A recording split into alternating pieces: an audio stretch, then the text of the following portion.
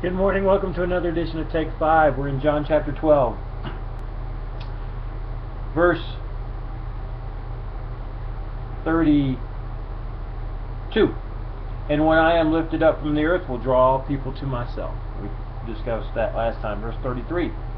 He said this to show by what kind of death he was going to die, and we talked about how that was the cross. Verse 34. So the crowd answered him, We have heard from the law that the Christ remains forever. How can you say that the Son of Man must be lifted up? Who is this Son of Man? Alright, so they're not getting that there could be a resurrection after a death. See, if the Son of Man, if the Christ is going to remain forever, and they're thinking Jesus might be the Christ, but he's saying if you're going to remain forever, why are you saying you're going to die? That's what they're talking about. Verse 35, So Jesus said to them, The light is among you for a little while longer. Walk while you have the light, lest darkness overtake you. The one who walks in the darkness does not know where he is going. While you have the light, believe in the light that you may become sons of light. He's saying don't worry about all the details of it. You got me right now. You got the Son of God with you right now. You got the Son of Man. You got the Christ. They're all the same person. Right now, follow the light you got right now.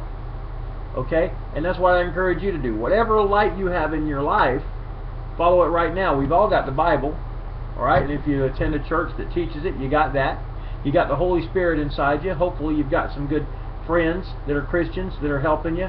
Well, take all of that light and follow it and get away from the darkness. If you've got a lot of darkness in your life, get out of it. Follow the light that you have. If you do that, you may get more light. More will be revealed to you. But just go with what you got. Don't worry about all the details. There's a lot of people that like to talk about the second coming of Christ and all the details of that. Well, you know, it's going to happen, and there's a lot of details and issues. I don't understand it all. I'm going to follow the light I do know. I'm going to go with what I do understand. And I believe God will reveal more to me.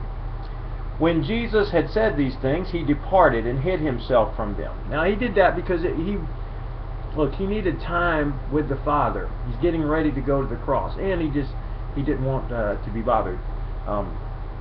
It wasn't so much he didn't want to be bothered, he just needed that solitary time, and that's true with us. I mean, even if we love people, and we need to love people if we're going to be like God, we need that time alone where God can speak to us and refresh us.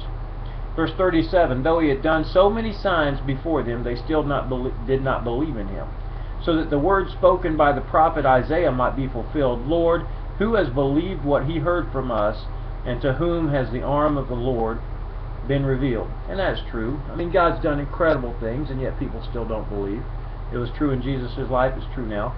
Verse 39, Therefore they could not believe, for again Isaiah said, He has blinded their eyes and hardened their heart, lest they see with their eyes and understand with their heart and turn, and I would heal them. Alright? Now, which comes first, the hardening or the unbelief? I'm not sure, but we know it goes together. So if you choose to believe, your heart's going to be soft. If you choose not to believe, your heart's going to be hard, and then perhaps God hardens it furthermore. Okay, again, these are things I don't quite understand how it all works. I know if God's doing something in your life, you need to believe it. Don't start doubting, and then that doubt turns into unbelief. That would be a bad way to go. Verse 41, Isaiah said these things because he saw his glory and spoke of them. Okay, now see, Jesus is fulfilling all the prophecies of Isaiah, which reassures us that he is the Son of God. He's fulfilling Old Testament prophecy. Verse 42, Nevertheless, many even of the authorities believed in him, but for fear of the Pharisees they did not confess it, so that they would not be put out of the synagogue. And that's true nowadays. A lot of people believe in Jesus, but they get in the wrong crowd, and then all of a sudden they get ashamed. They don't want to stand up for Jesus. They don't want to really act like a Christian or stand up for truth. They're out of fear. Don't be like that, alright? Don't be afraid of what other people think. In this particular case, they were afraid of the religious people. But the religious people were against Jesus, and sometimes that'll be the case. Verse 43, For they love the glory, here's the key, and here's why a lot of bad things happen. They love the glory that comes from man more than the glory that comes from God. And I struggle with that. I know a lot of people struggle with that. We love to be patted on the back. We love for people to say, great job. There's a part of me that would love to have millions of hits on YouTube and millions of Facebook followers saying what a great teacher I am, and I don't know how many I have, but it's probably single digits on a regular basis. But I need to be happy with the glory that comes from God.